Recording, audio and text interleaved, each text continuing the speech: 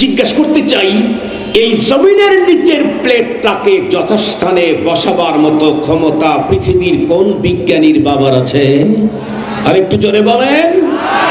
এই সরকার, ওই সরকার, সেই সরকার দাদা বাবুদের সাথে সম্পর্ক করেও নিচের প্লেট সোজা করা যাবে না, সাদা বাবুদের সাথে সম্পর্ক করেও নিচের প্লেট সোজা করা। কথা বলেন না কেন? কিছুই বুঝেন না? মুহতারাম হাজিরিন, এই প্লেট তো সরে যাবেই, কারণ এই পৃথিবীতে সারা দুনিয়ার নিয়ম, রাষ্ট্রদ্রোহী যদি কেউ হয় তাহলে তার জন্য সর্বোচ্চ শাস্তি হলো মৃত্যুদণ্ড। কেউ যদি রাষ্ট্রদ্রোহী হয়, তাহলে খোদাদ্রোহী যদি হয় আর তার যদি শাস্তি না হয়, তাহলে খোদায়ে পাক জমিনকে অবশ্যই ধসে দেবে, গজব আর আযাব নাজিল হতেই থাকবে। দুঃখের কথা বলতে হয়, আজকে বাংলাদেশে 80% উপরে মুসলমানদের এই দেশে, অতীতেও দেখেছি রসুলকে নিয়ে কটূক্তি করবার মতো দুঃসাহস দেখিয়েছে দেশের অনেক কুলাঙ্গারেরা। ধর্মকে নিয়ে বাজে মন্তব্য করেছে অনেক কুলাঙ্গারেরা। তাদেরকে যারা শেল্টার দিয়েছিল, তারা এখন নিজের পরিচয় নিয়ে গ্রামেও বসবাস করার সাহস করে না।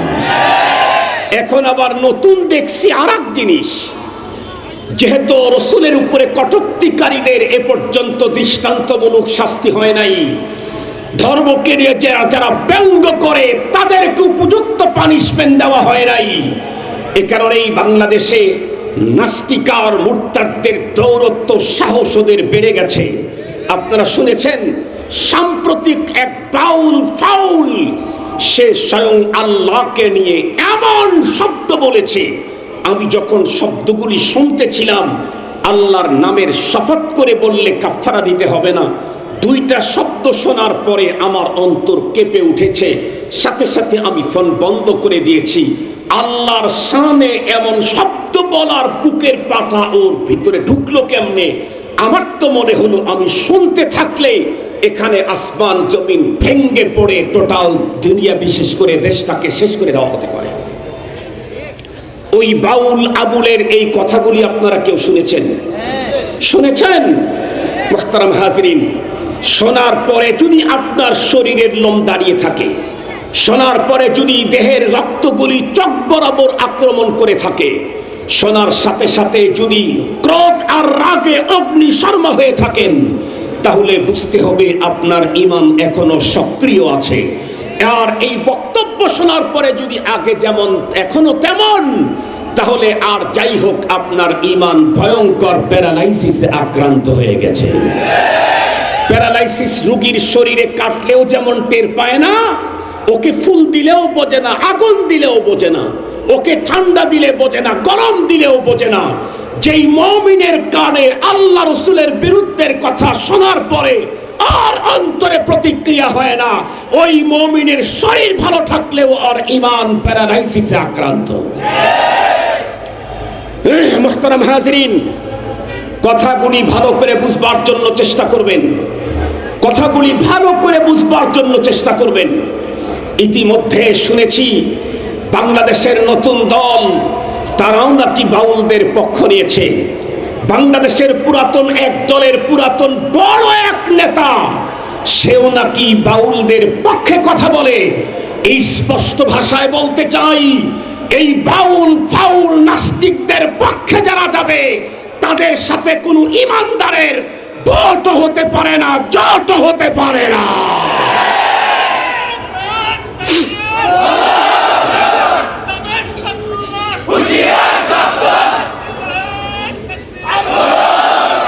এই স্পষ্ট বার্তা আল্লাহ বিরোধী, আল্লাহর দুশমন, রাসূলের দুশমনদের পক্ষে যারা অবলম্বন করবে, তাদের সাথে তাওহীদবাদ মানুষের ভোট আর জোটের সম্পর্ক হতে পারে না।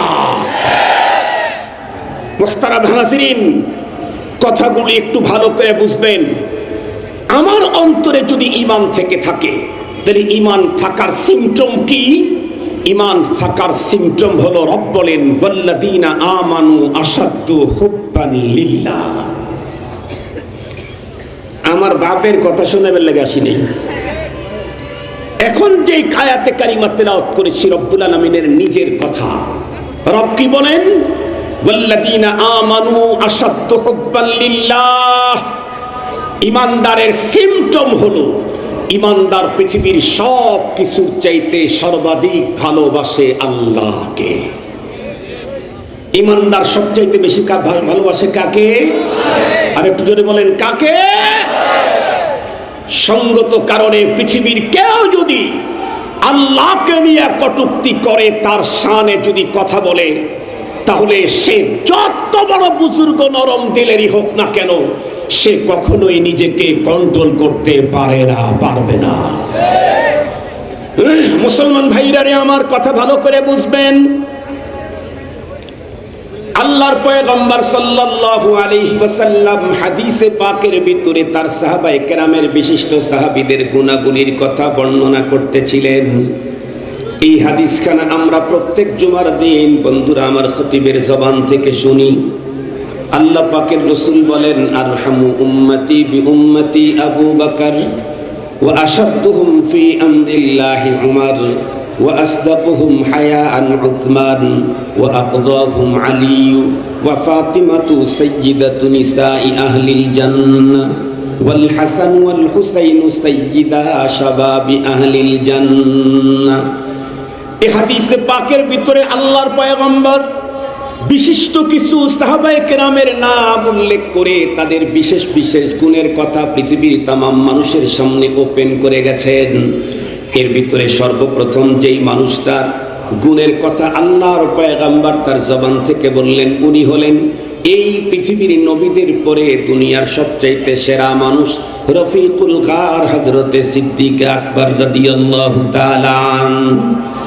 আল্লাহর হাবিব বলেন, আমার উম্মতের ভিতরে সবচাইতে বড় রাকিকুল কলব, সবচাইতে বড় দয়া, সবচাইতে বড় মায়া, সবচাইতে বড় নরম তবিয়ত আরহাম উম্মত হলো আবু বকর সিদ্দিক রাদিয়াল্লাহু তাআলা আনহু। আর আমার উম্মতের ভিতরে সবচাইতে বড় বন্ধুরা আমার আসাদ হলেন হযরত ওমর ফারুক রাদিয়াল্লাহু আনহু।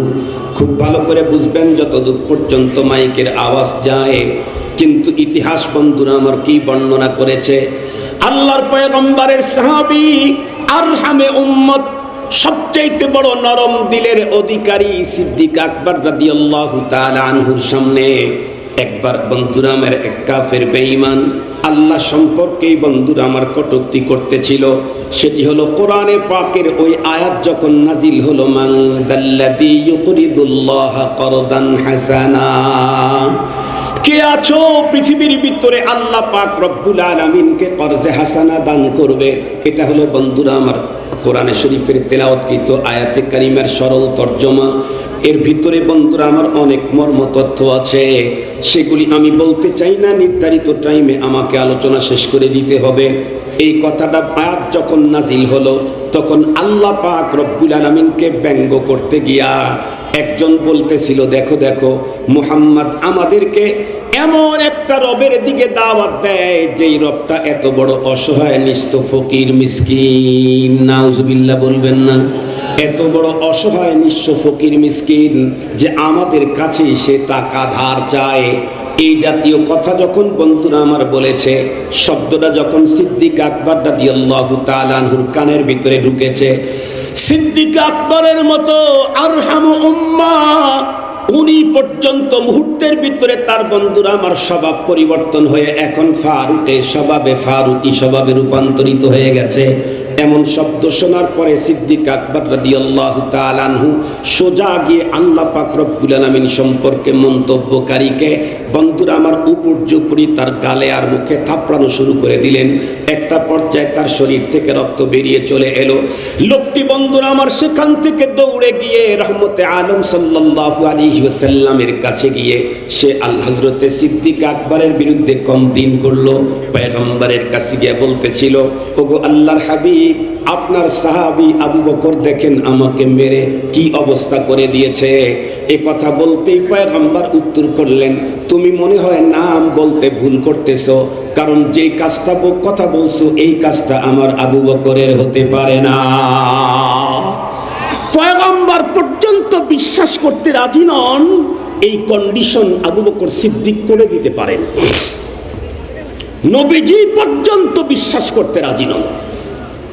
নবীজি কথা বলতেই লোকটা বলল, হুজুর আমি সিদ্দিক আকবর রে চিনি, ফারুক আজম রে চিনি, আমার এই কন্ডিশন ফারুক আজম ঘটায় নাই, এটা আপনার আবু বকর করে দিয়েছে। পয়গম্বর আবারও বললেন, মিয়া তুমি ভুল বলছো, তোমার কাজের সঙ্গে আর নামের সঙ্গে কোনো মিল নাই, এই জাতীয় কাজ আমার আবু বকর কোনোদিন করতে পারে না।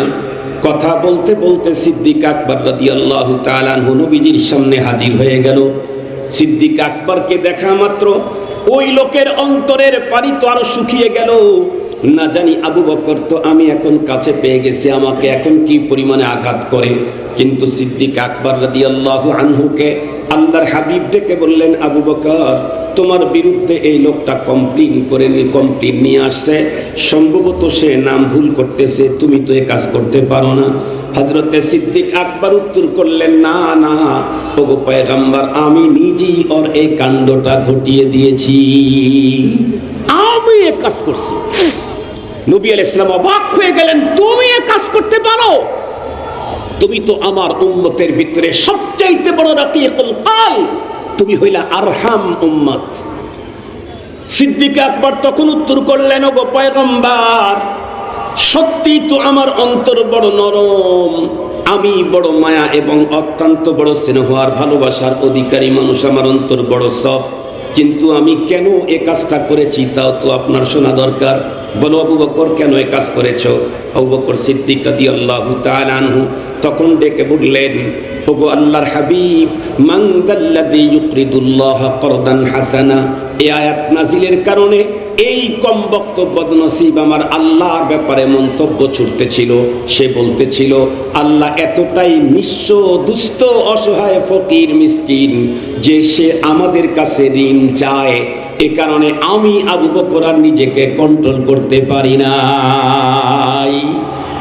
স্পষ্ট বার্তা দিতে চায় এদেশের ইন্টারিম গভর্নমেন্টকে, এদেশের প্রশাসনকে, এদেশের শাসন ব্যবস্থাকেও, রব সম্পর্কে কটূক্তি করলে সিদ্দিকে আকবরের মতো পৃথিবীর সেরা দয়ার অধিকারী মানুষটা যদি হযরতে ফারুক আজমের স্বভাবে রূপান্তরিত হয়, তাহলে বাউল ফাউলদেরকে দৃষ্টান্ত শাস্তি না দিলে এদেশের তাওহীদি জনতা এক একজন ফারুকি সিদ্ধান্ত গ্রহণ করতে বাধ্য হবে। মুহতারাম হাজিরিন, আরো কিছু মেসেজ দিতে চাই এদেশের ছোট দল, বড় দল, নয়া দল, পুরাতন দলের নেতা কর্মীদেরকে খুব স্পষ্ট মেসেজ দিতে চাই।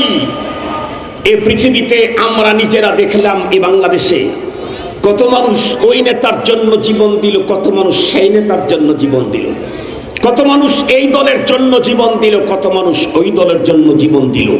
জিজ্ঞেস করতে চাই, দুটি দল করেছো 3 দিনের জন্য, সেই দলের নেতার জন্য যদি জীবন বিসর্জন দেওয়ার এত লোক থাকে, তোমাদের কি ধারণা যে রব আমাকে সৃষ্টি করেছেন, আমাকে লালন করছেন, মরণের পরে আমাকে চিরসুখের জান্নাত দিবেন, সেই রবের জন্য জীবন দেওয়ার লোকের কোনো অভাব হবে কি?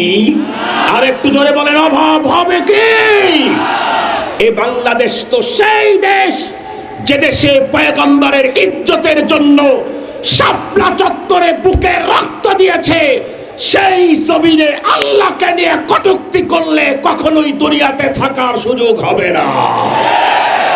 আগেই বলে দিয়েছি।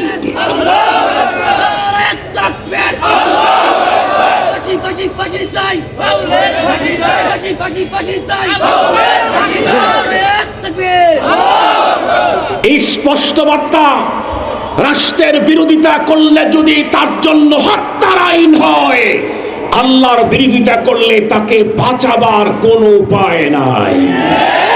মুহতারাম হাজিরিন, আমাদের দেশের নাস্তিক টাস্তিক যারা আছে, এই জাতীয় বাউল ফাউল এবং তাদের পক্ষের লোক যারা আছে, তারা মনে মনে ভাবতেছে আমাদের দেশের মোল্লারা একটু চিল্লেই, আমাদের দেশের মোল্লারা একটু মাঝে মাঝে হুঙ্কার দেয়, তাতে তেমন কিছু যায় না। আপনি যদি মুমিন হয়ে থাকেন, এই বক্তব্য আপনার মুখে মানায় না। কথা বলেন, কথা বলেন। এই স্পষ্ট ফতুয়া, স্পষ্ট ফতুয়া। বাউল যা বলেছে তাতে স্পষ্ট নাস্তিক, মুরতাদ, কাফের। তাকে যারা সাপোর্ট করবে তারাও কাফের। এদেশের মানুষ যদি মনে করে আল্লাহ পাকের পক্ষে গুটি কয়েক মোল্লারা আর কি করবে, নবীজির পক্ষে গুটি কয়েক মোল্লারা আর কি করবে, তাহলে আমি তাদেরকে স্পষ্ট খোদাই মেসেজ জানাইতে চাই, তুমি বোকার সাগরে বাস করো, অন্ধকার জগতের একজন পথচারী তুমি জানোই না আল্লাহ পাকের সৈন্য কতগুলি। কোরআনে হাকিমের ভিতরে আল্লাহ তাআলা স্পষ্ট বলে দিয়েছেন, ওয়ালিল্লাহি জুনুদুস সামাওয়াতি ওয়াল আরদ। এই পৃথিবীতে আল্লাহর সৈন্য শুধু মোল্লা না, এই পৃথিবীতে আল্লাহর সৈন্য শুধু ইমানদার টুপি দাড়িওয়ালা না, বরং আসমান, জমিন, গ্রহ, নক্ষত্র, গ্যালাক্সি, তারকা, এমন কি তোমার নাকের ভিতরে যেই অক্সিজেন ঢুকে তুমি জীবন পাচ্ছ, এই অক্সিজেনও আল্লাহর সৈনিক। কথা বলেন না কেন? অক্সিজেন কার সৈনিক? আল্লাহ পাকের কোরআনে আল্লাহ তাআলা আরো বলেন, আমার সৈন্য কোথায় কেমন, মা ইয়ালামু জুনুদা রাব্বিকা ইল্লাহু। রবের সৈন্য কোথায় কেমন এ ব্যাপারে পৃথিবীর মানুষের কোনো ধারণাই নাই। রব জানেন তার সৈন্য কোথায়। আপনাদেরকে একটু বুঝাবার জন্য দুইটা ঘটনা বলি, আমি আমার বয়ান শেষ করে দিচ্ছি। বলুন তো দেখি, এই পৃথিবীতে আল্লাহর দুশমনদের তালিকায় নমরুদ ছোট দুশমন না বড় দুশমন? আর একটু জোরে বলবেন কি? এই পৃথিবীতে আল্লাহর দুশমনের তালিকায় নমরুদ ছোট দুশমন না বড় দুশমন? বলুন তো দেখি, এই বড় দুশমনটাকে পৃথিবী থেকে বিদায় করবার জন্য কোনো মানুষ ব্যবহার করেছেন? কোন হিংস্র প্রাণী ব্যবহার করেছেন? কি ব্যবহার করেছিলেন? আর একটু জোরে বলেন, কি ব্যবহার করেছিলেন? সেই মশাটাও সুস্থ না প্রতিবন্ধী? আর একটু জোরে বলেন। আল্লাহর দুশমন সে যত বড় নমরুদই হোক, তাকে শায়েস্তা করার জন্য মোল্লা ইমানদারও লাগে না, ল্যাংড়া মশাই যথেষ্ট হয়ে যায়। সঙ্গত কারণেই ফখরুল সাহেব, মাজহার সাহেব, এনসিপির নয়া নয়া নেতারা আপনাদেরকেই বলছি, কার পক্ষ অবলম্বন করলেন? আল্লাহর দুশমনের পক্ষ অবলম্বন করলে আপনারাও এ পৃথিবীতে ইজ্জত নিয়ে বেঁচে থাকার কোনো সুযোগ হবে না। স্পষ্ট বার্তা। আপনি যেই হন, আপনার নেতার জন্য যদি আপনি জীবন দিতে পারেন, আমার রবের জন্য আমার টোটাল ফ্যামিলি কোরবান হতে রাজি আছি। আমার রবের জন্য আমার টোটাল ফ্যামিলি এক মুহূর্তের ভিতরে দুনিয়া ছাড়তে রাজি আছি। আসেন আসেন, একদল্লা খেলা করার কথা বলেছিলেন আলেমদের সাথে, অমুক শাহ মামুনুল হক আসো খেলা হবে। হে খেলা হবে কই? কথা বলেন না কেন? তারা কই? আপনারা আবার মোল্লার সাথে খেলে টিকতে পারেন নাই, আল্লাহর সাথে খেলতে আসেন। অতীতের গ্রুপটা মোল্লার সাথে খেলেই টিকতে পারে নাই, আবুলদের পক্ষ নিয়ে আল্লাহর সাথে খেলতে আসেন না। নমরুদের পরিণতি আপনাদের জন্য অপেক্ষা করবে। মুহতারাম হাজিরিন, শুধু এতটুকুনি নয়, ভালো করে কথাগুলি বুঝবেন। আজকে আওলাদ রাসূল এখানে এসেছেন, উনি আপনাদেরকে প্রাণ ভরে বয়ান শোনাবেন। আমি যে কথাগুলি বলছি এটা আমার ইমানের তাকাদায়, এটা আমার ইমানের তাকাদায় আমাকে এগুলি বলতে হবে। মুহতারাম হাজিরিন, আপনারা আমরা প্রত্যেকেই জানি রাসূল করিম সাল্লাল্লাহু আলাইহি ওয়াসাল্লামের যত শত্রু ছিল, তার ভিতরে নবীজির আপন চাচাও একজন ছিল। তার নাম যিনি কি? আবু লাহাব। আবু জাহেল নবীজির চাচা না, ওইটা গ্রাম্য চাচা। ওই যে নাড়ার খেতে বিয়েছে গাই, সেই সম্পর্কে খালাতো ভাই, এটা হলো আবু জাহেল। আর আপন চাচা, নবীজির বাপ চাচা 10 জন, তার মধ্যে একজন আবু লাহাব, আরেকজন হযরতে আব্বাস, আরেকজন হযরতে হামজা রাদিয়াল্লাহু তাআলা আনহু। এরকম আছে। সবচেয়ে ভয়ঙ্কর দুশমন নবীজির সেটা হলো আবু লাহাব। যে আবু লাহাবের ব্যাপারে আল্লাহ তাআলা তার ভয়ঙ্কর শাস্তি আর দুর্দশার ব্যাপারে পৃথিবীর মানুষকে মেসেজ করতে একটা টোটাল সূরা নাজিল করেছেন। সেদিকে যেতে চাই না। মুহতারাম হাজিরিন, এই আবু লাহাবের পোলা বাপের সাথে শামে যাবে ব্যবসা করার জন্য।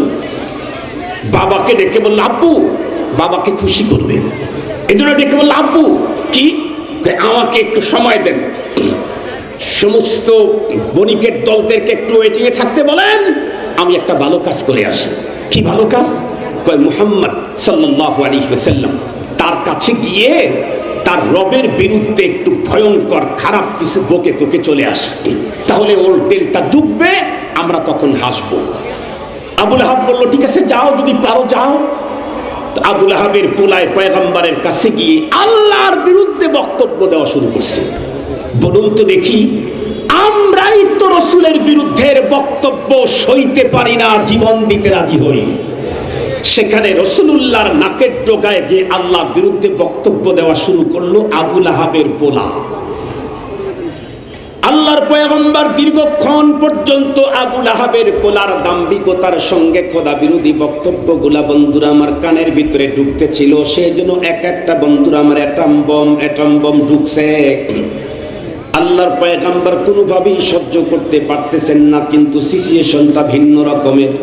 দীর্ঘক্ষণ পর্যন্ত বক্তব্য দেওয়ার পর যখন বন্ধুরা আমার ওখান থেকে ফিরে যখন চলে যাচ্ছে, আল্লাহর পয়গম্বর ভরাক্রান্ত শিকুস্তা দিল নিয়ে আল্লাহর কাছে শুধু একটা কথাই বলে দিলেন, আল্লাহুম্মা সাল্লিত আলাইহি কালবাম মিন কিলাবিক।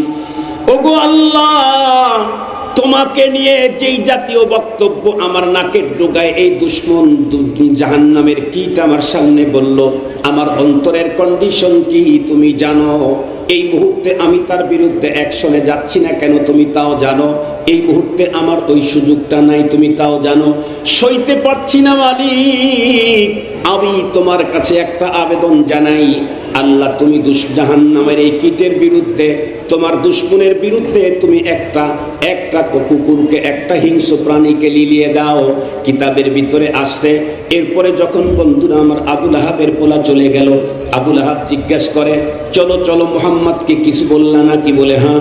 কি বলেছো? বলে আমি ভয়ঙ্কর ভয়ঙ্কর কথা তার খোদার বিরুদ্ধে বলেছি।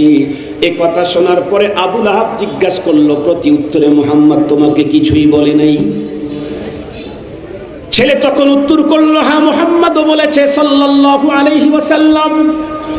কি বলেছে? ছেলে তখন ডেকে বলে, সে আমার জন্য একটা বদদুয়া করে দিয়েছে, আল্লাহুম্মা সাল্লিত আলাইহি কালবাম মিন কিলাবিক। আয় আল্লাহ, তোমার এই দুশ্মন, আমার এই দুশ্মনের বিপক্ষে বিরুদ্ধে তুমি একটা হিংস্র প্রাণী, একটা কুকুরকে লেলিয়ে দাও। এই কথা যখন তার বাবার কানের ভিতরে ঢুকছে, তার বাবা আবু লাহাব এত বড় খবিস হলেও বন্ধুরা আমার চমকে উঠলো। একটা পর্যায়ে ডেকে বলল, বেটা তাহলে তো কাজটা ভয়ঙ্কর খারাপ হয়েছে। বলে কেন? কারণ মুহাম্মদ যা বলে দুনিয়ার ভিতরে তা ঘটেই যায়। সঙ্গত কারণে তোমাকে তো আর মনে হয় বাঁচানোর কোনো ক্ষমতা পৃথিবীর কারো নাই। এ কথা বলে একটা পর্যায়ে বাবা ছেলে দুইজনে মিলে শামের দিকে রওনা করলো ব্যবসার বণিকের দল নিয়ে। পথগুলি চলতে চলতে চলতে চলতে বহুদূর পর্যন্ত চলে গেল। রাত্রিকালীন টাইমে কোনো এক জায়গার ভিতরে বন্ধুরা আমার তাকে অবস্থান করার প্রয়োজন হলো। রাত্রি এখানে রাত্রি কাটাতে হবে। যেখানেই বন্ধুরা আমার রাত্রি কাটানোর জন্য তারা প্ল্যানিং করে যখন তাঁবু করলো, তাঁবু করতেই ওই এলাকার একজন পাদ্রী এসে তাদেরকে বলল, তোমরা মক্কানগর থেকে এসেছো, বড় ভালো এলাকার মানুষ, তবে এই জায়গার ভিতরে রাত্রি যাপন করার জন্য কেন তোমরা ব্যবস্থা গ্রহণ করলে? ওরা তখন উত্তর করলো, এই মুহূর্তে অন্য কোনো জায়গায় যাওয়ার মতো আমাদের কোনো গতি নাই। পাদ্রী তখন ওদেরকে মেসেজ করলো, এই জায়গায় থেকো না, এই জায়গায় কিন্তু এ পরিমাণে নেকড়ে বাঘ আছে, যেমন স্বাভাবিকভাবে মানুষের এরিয়ার ভিতরে ছাগল গরুগুলা যেই পরিমাণে চলে, এই পরিমাণে নেকড়ে বাঘ। ওরা তখন ওদের পেরেশানি আরো বেড়ে গেল। একটা পর্যায়ে আবু লাহাব তার সন্তানটাকে রক্ষা করার জন্য বন্ধুরা আমার আইন করে দিল। সে যেহেতু বড় নেতা, সকল বণিকের দলদেরকে বলল, তোমাদের যত মাল সামান আছে সব এক জায়গায় স্তূপ করো। অনেক উঁচা স্তূপ হয়ে গেল। এরপরে বলল, এই স্তূপের উপরে একটা বিছানা করে দাও। বিছানা করা হলো। এরপরে বলা হলো, ওই জায়গায় আমার সন্তানটাকে রেখে দাও, কারণ মুহাম্মদ যা বলেছে আমার তো মনে হয় ওকে রক্ষা করো বড় কঠিন হয়ে যাবে। আর চতুর্দিকে তোমরা নিচে ঘুমিয়ে থাকো, যাতে করে রাত্রের বেলায় কোনো হিংস্র প্রাণী যদি আসে নিচে দুই একজনকে ধরে খেয়ে ফেলবে, উপরের আমার ছেলেটা সেই জায়গায় হেফাজতে থাকবে। কিন্তু ইতিহাসের কিতাবের ভিতরে কি লিখলো? মুসলমান অবশ্যই ওই মরুভূমির পথের ভিতরে রাত্রি যাপন যারা করতেছিল সেইখানে দুই একজনকে নাইট ডিউটি দেওয়া হলো। রাত্রের একটা প্রহর চলে গেল, না ঝামেলা নাই। দ্বিতীয় প্রহর চলে গেল, না ঝামেলা নাই। তৃতীয় প্রহর যখন শুরু হলো, কোথার থেকে বন্ধুরা আমার একটা হিংস্র প্রাণী ভিতরে চলে আসলো। আসার পরে প্রত্যেক মানুষ নিচে যারা শুয়ে আছে তাদের মুখের সঙ্গে ওর নাকটা দিয়ে বন্ধুরা আমার শোকা শুরু করলো। যতগুলার মুখের সঙ্গে নাক লাগায় ওখান থেকে সরে আর একজনের মুখের সাথে নাক লাগায়, আর একজনের মুখের সাথে নাক লাগায়।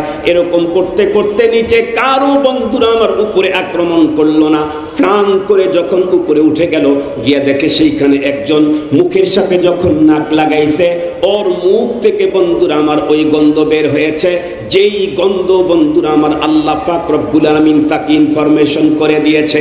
আল্লাহ পাক রব্বুল আলামিন কোরআনে হাকিমের ভিতরে স্পষ্ট বলে দিয়েছে, মা ইয়ালামু জুনুদা রাব্বিকা ইল্লাহু। পৃথিবীর মানুষ তোমরা আল্লাহর সৈন্য চিনো না। আপনারা জানেন অনেক সময় রোডের ভিতরে বন্ধুরা আমার প্রশাসনের লোকেরা গাড়ি দাঁড় করায় চেক করে। কখন চেক করে?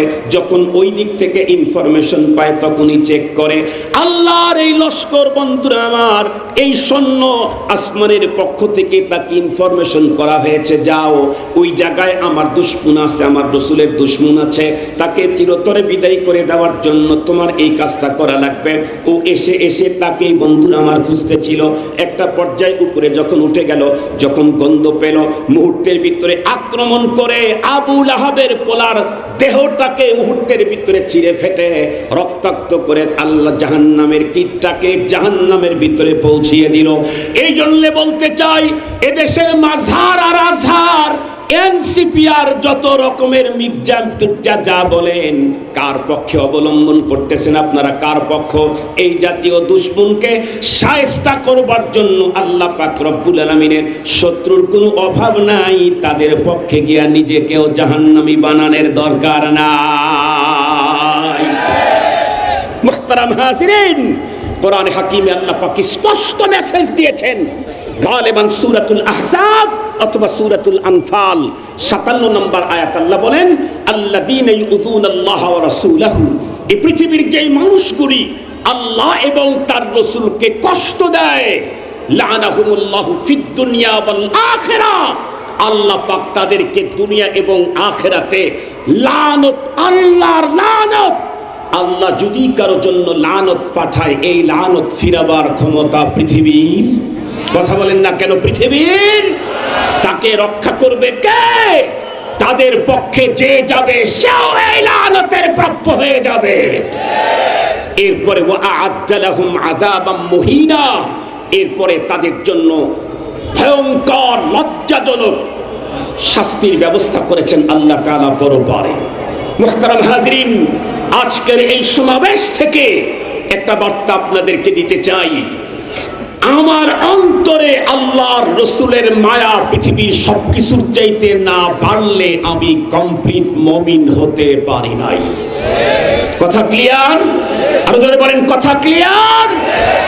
যদি আমার নেতার জন্য রাজপথে বুক টান করে দিতে পারি, তাহলে আমার সৃষ্টিকর্তা আল্লাহর জন্য পরপারে আমার সুপারিশকারী নবীর জন্য বুক টান করে দিতে পারবো না?